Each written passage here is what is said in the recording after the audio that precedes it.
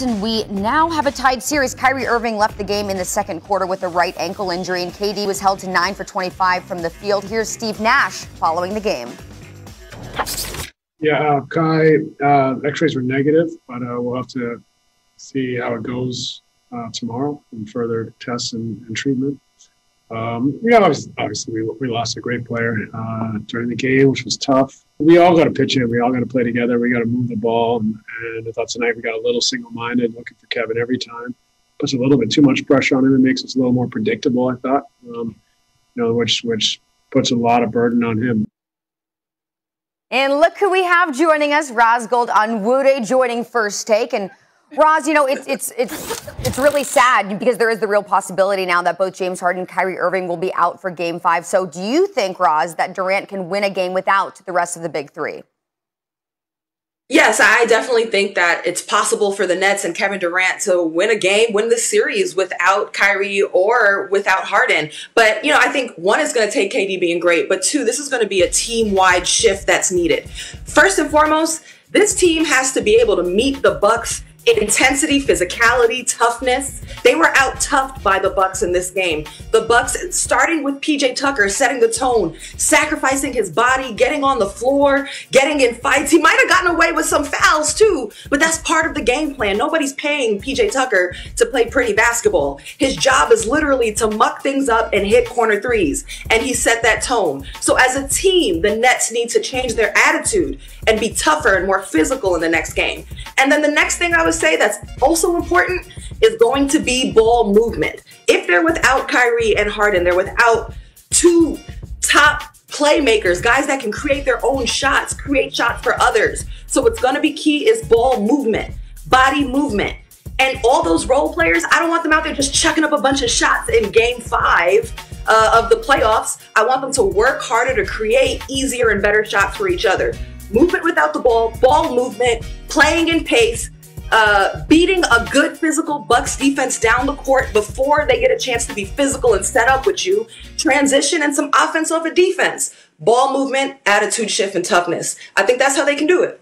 And see, that's why I think it's a no. And Roz, I hear exactly what you're saying from that standpoint. I don't trust that they're going to be able to do that. And we're putting a lot of pressure on Kevin Durant for obvious reasons. This is what he wanted, to be a part of the Brooklyn Nets and have that kind of pressure. Think about this, ladies. This will be the most important game for Kevin Durant since Game 7 when he played for Oklahoma City against the Golden State Warriors when they had a 3-1 lead in that series. And in that game, he was terrific, but he was a playmaker but didn't have a lot of help. And the team that he had then is better than the guys he has right now without James Harden and without Kyrie Irving.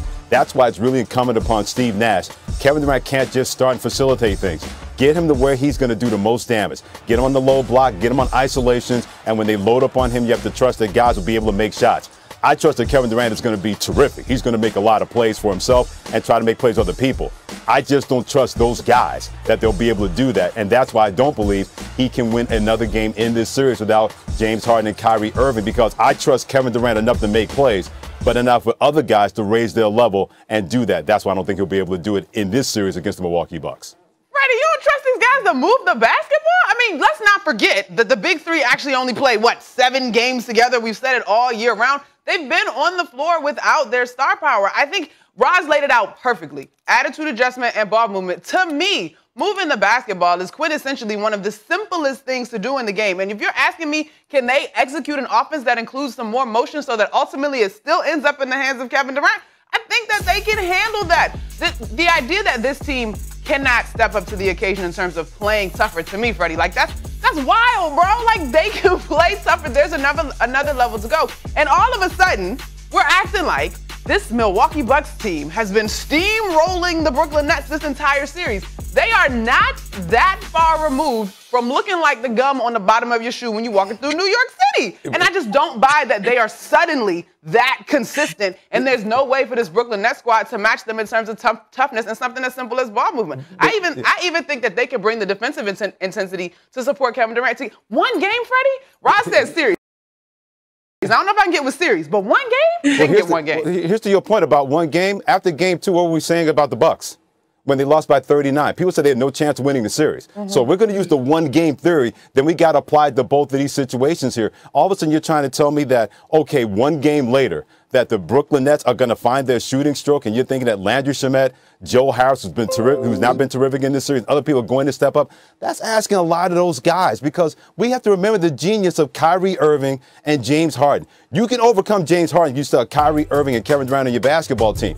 But not having both of those guys and say, hey, Kevin Durant, go out there and lead the way. And we got Mike Jones, we got Blake Griffin and all those guys. You can have all the ball movement you want, but if guys aren't making shots, then it doesn't matter. And then you play right in the hands of Milwaukee Bucks. This is more about the Brooklyn Nets, not the Milwaukee Bucks. Talk to him about KD's greatness. Talk to him, Roz. Please talk to him. Let me tag in, sis. Can I tag? Yeah, please. You win. Go. No, but Freddie, like, this is a team that has only seen KD, Kyrie, and Harden play 8 total games together this season. It's not like any of this is brain surgery or something brand new to them, suddenly having to step up and deliver. Without those big three even being on the court together, they still managed to be second in the East. You know, you bring up Joe Harris, who has yet to find his stroke in this series. I think he's shooting just above 20% in this series. He's supposed to be one of the top 3-point shooters in the whole league. I think the types of shots that are being created are important, and how they're creating good and hunting for great shots is important. And I keep coming back to ball movement. Basketball is a simple team game. You look at the 2 wins that the Nets had. They were averaging like 27, 26 assists per game. And the 2 losses, they're way down around 17 assists.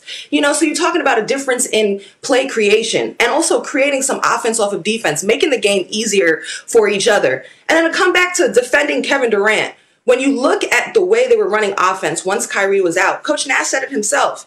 The team looked predictable. They were giving a rock to KD, and it kind of looked like, please make something happen, Kevin.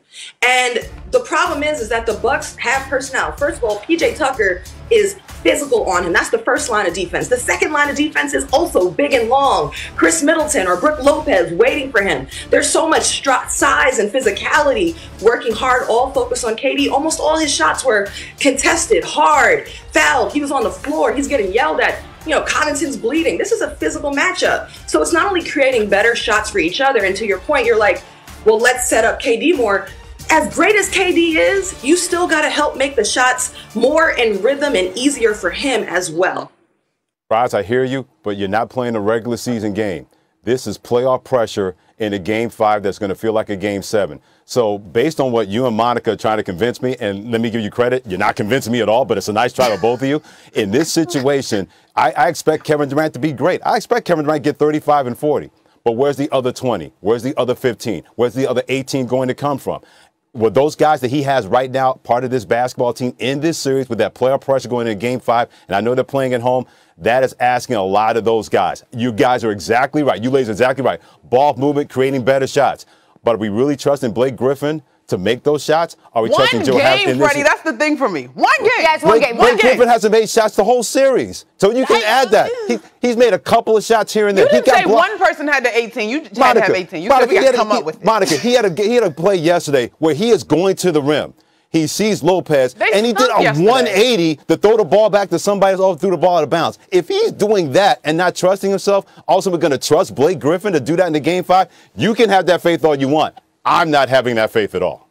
Blake Griffin has been full of surprises in this series. We found out he can still jump. We found out he can still defend. This is great news. And we found he doesn't want to dunk on tall people getting to the rim, too. We found that out, too.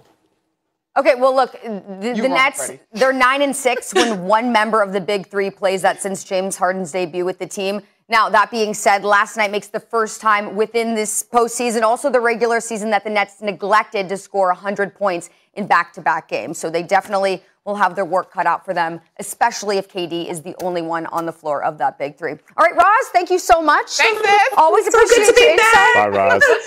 All right, back. Shaquille O'Neal, when somebody said, well, Shaquille O'Neal can take getting fouled, I'm thinking, well, a foul's a foul. I don't care if you're 8'2" or 2'8". A foul is still a foul. Just because he's a big man doesn't mean he should have to endure more punishment from smaller people beating up on him.